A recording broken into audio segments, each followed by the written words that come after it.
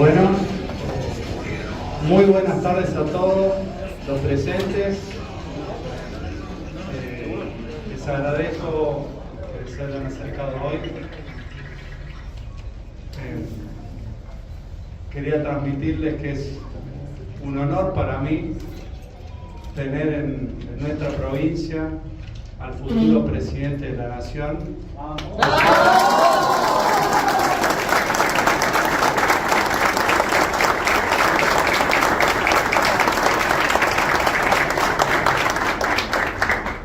En noviembre del 2021 empezaba esta historia acá en la provincia y después de 15 meses, 16, no sé cuánto vamos ya,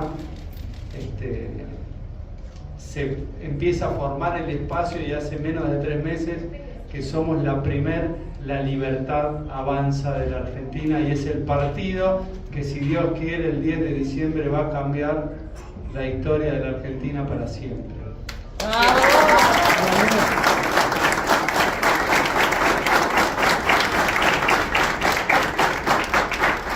No me quiero extender, a mí me ven casi todos los días, estamos caminando toda la provincia, recorriendo cada departamento. Hemos logrado conformar una lista grande que va a dar batalla en toda la provincia en nombre de La Libertad Avanza. Quería transmitir una frase que es la que describe todo esto y que hace que yo hoy esté acá, y creo que muchos de los que están presentes piensen lo mismo. Alguna vez dijo Alberdi que meterse en la política es enterrarse en lo peor de un montón de basura, decía, pero no hacerlo y abstenerse de participar implica dejar nuestro futuro librado en manos de los pícaros. En esta provincia y la Argentina está llena de pícaros que nos vienen robando el futuro hace rato, y nosotros estamos acá para impedirlo y para definitivamente empezar una nueva etapa con estabilidad monetaria, con crecimiento y con laburo. Les presento a Javier Milei. Bienvenido, Javier.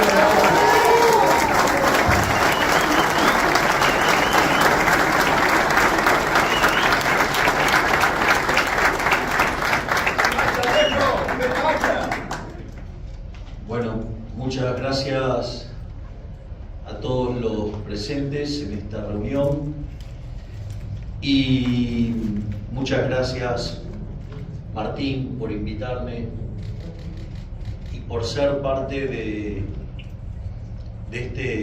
este movimiento que está naciendo, que está tomando lugar, de quienes verdaderamente venimos a transformar la Argentina, venimos a poner de pie al país para volver a ser una potencia mundial.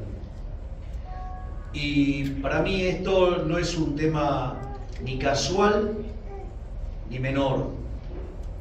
En primer lugar, porque soy amigo de Martín. En segundo lugar, no solo porque soy amigo de Martín, fue al primer candidato que apoyamos fuera de la capital federal, que fue donde nosotros iniciamos este movimiento. Y es para mí un enorme honor estar junto a un Menem.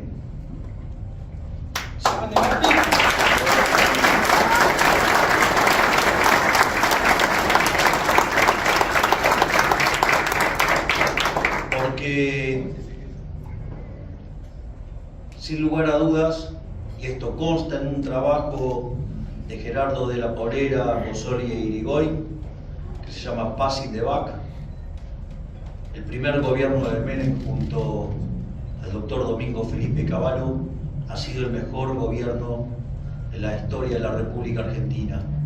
Y nosotros lo que queremos es tratar de replicar esa épica, pero que esta vez logremos hacerlo de modo permanente e irreversible para los políticos castas, chorros, y así volver a convertirnos en una potencia mundial.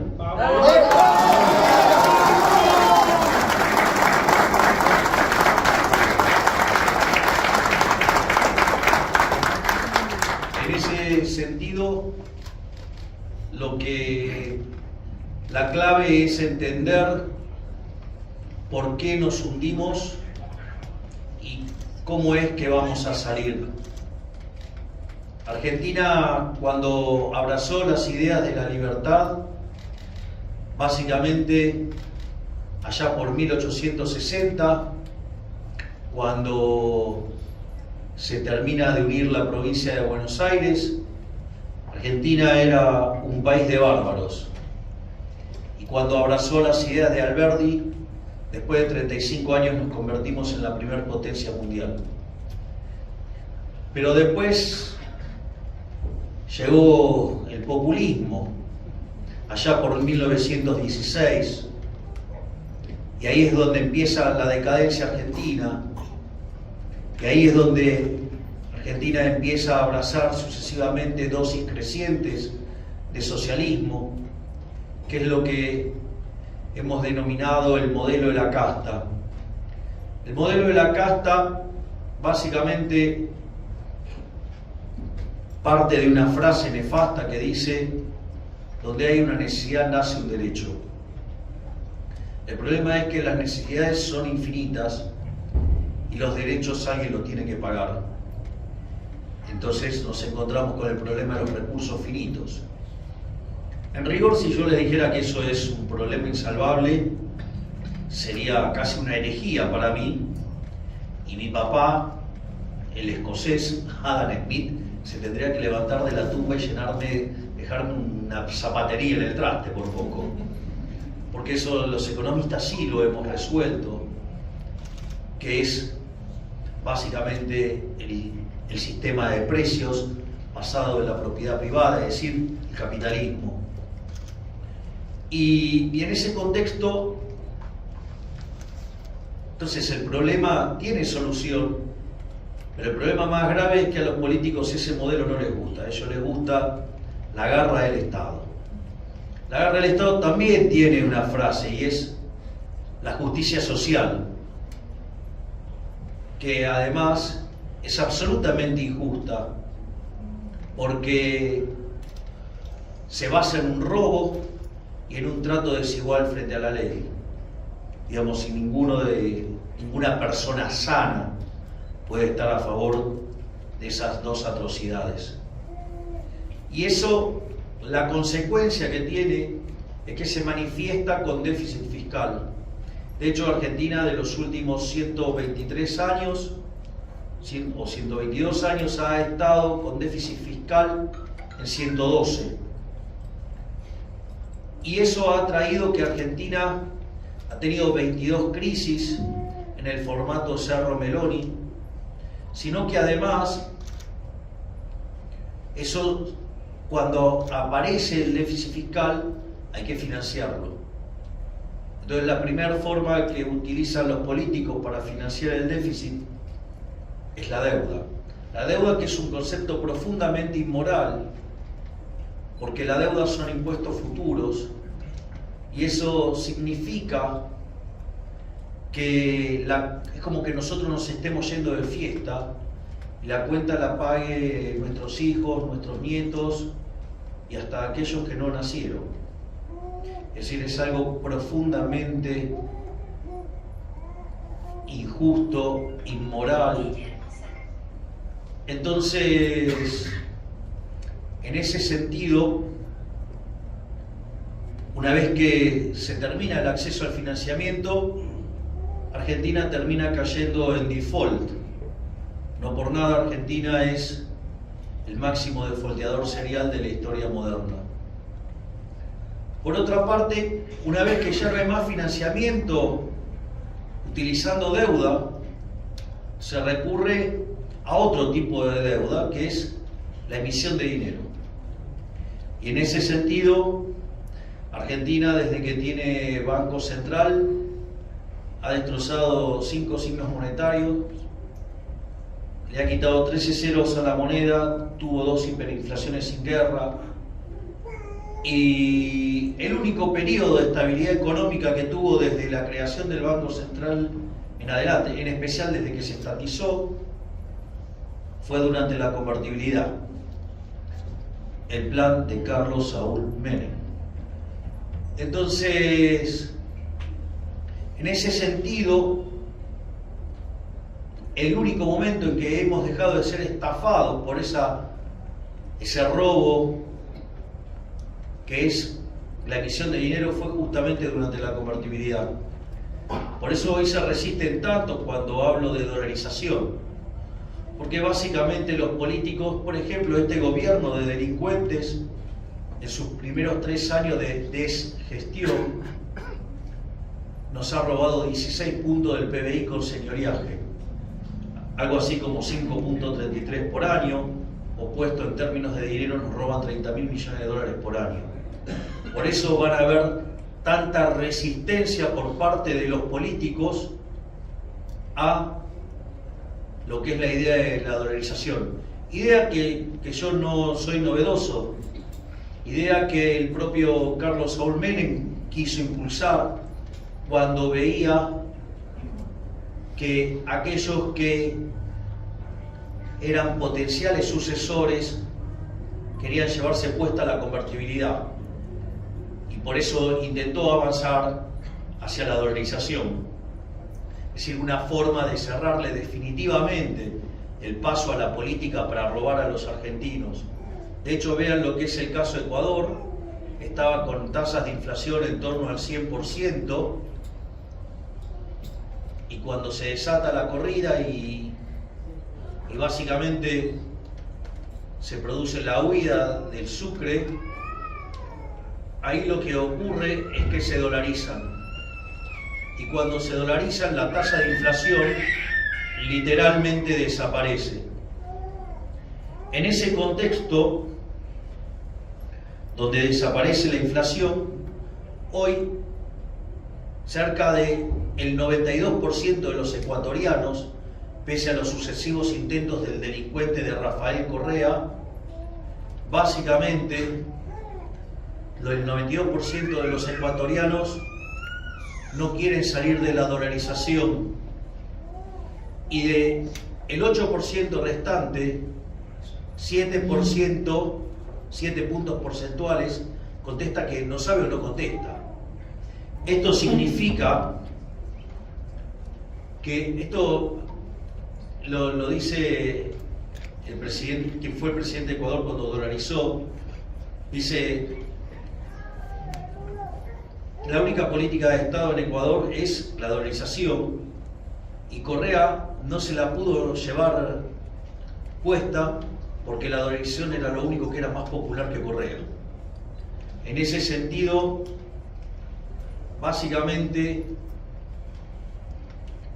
ese es el problema que tienen los políticos, y por eso mandan a los econochantas, a economistas delincuentes, a denigrar, a basurear, a calumniar, a injuriar, pero ninguno logra dar una respuesta de índole moral, porque de hecho el elemento esencial de donde arranca la discusión sobre la dolarización es un argumento de índole moral, donde robar está mal, pero ninguno de ellos, digamos, da esa discusión, y ninguno de ellos se hace cargo del robo, del señoriaje. Y es interesante, ¿no? Porque si ustedes tienen una empresa y ustedes tienen un producto que no es apetecido por la demanda, ustedes van a la quiebra. Es decir, su producto vale cero. El problema es que en Argentina nadie quiere el peso, salvo los ladrones de la política. Por lo tanto, debería valer cero. Inexorablemente Argentina está condenada a tener inflación, y además porque el peso no vale nada. El peso no puede valer ni excremento, porque la basura de los políticos no sirve ni para abono. Y esa es la realidad. Pero es un modelo con el cual nos esclavizan. O sea, es como que una empresa esté quebrada y a ustedes le obliguen a demandar ese producto a punta de pistola. Está claro que eso es un acto violento, es un robo, y que hay gente que se beneficia y hay gente que pierde. Se beneficia la casta y pierden los honestos. Y cuando ya no les queda más alternativa, recurren a la suba de impuestos, es decir, una confiscación. Por lo tanto, una de las cosas que nosotros planteamos es que hay que hacer el ajuste. Y esto lo dije en la Cámara de Diputados, pero el ajuste lo va a tener que pagar la política. No paga más el ajuste del sector privado. Que lo pague la política o que se venga el estallido y se lo lleve a todos puestos y que se vayan todos y que no quede uno solo de estos chorros.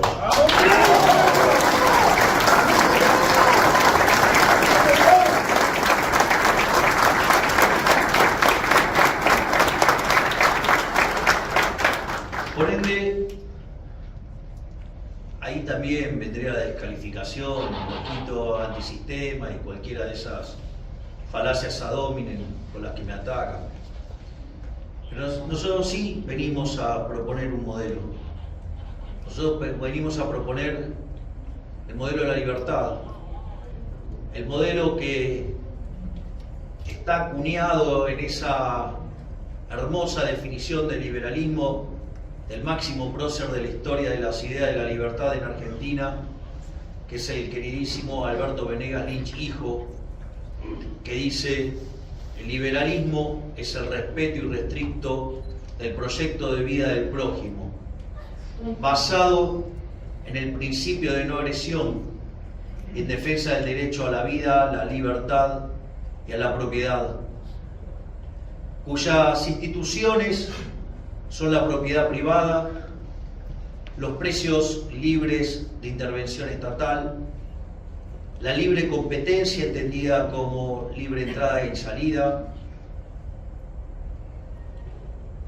la división del trabajo y la cooperación social, donde solamente es posible ser exitoso sirviendo al prójimo con bienes de mejor calidad a un mejor precio, donde, por ejemplo, los empresarios, lejos de ser los enemigos de los trabajadores, son socios de los trabajadores, y aquellos que les va bien son benefactores sociales. Y al margen de la definición, como diría Milton Friedman, las políticas no deben ser juzgadas por sus intenciones, deben ser juzgadas por los resultados. Y volviendo a citar a Milton Friedman, primero los datos, entonces. Y ahí tenemos que aquellos países que son más libres son 8 veces más ricos que los reprimidos, que el decil más bajo de la distribución en un país libre gana el doble que el ingreso promedio del país reprimido, y que además están mejor que el 90% de las personas del país reprimido, y que ganan 11 veces más que su par del país reprimido. Además, aquellos países que son más libres tienen 25 veces menos de pobres en el formato estándar, 50 veces menos de pobres en el formato extremo. Hay mayores libertades civiles, políticas, y además, como decía Bastiat, donde entra el comercio, no entran las balas, o como decía Bertrand de Jouvenet, donde hay mercado, las costumbres son dulces. Por lo tanto, nosotros no solo venimos a proponer un modelo de bienestar económico y de prosperidad, sino que venimos además a proponer un modelo en el cual haya paz y armonía y que todos juntos podamos vivir en felicidad. Por lo tanto, no hay motivos para no abrazar las ideas de la libertad.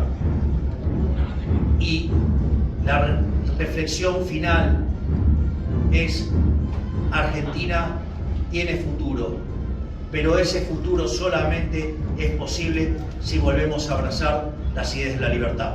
¡Viva la libertad!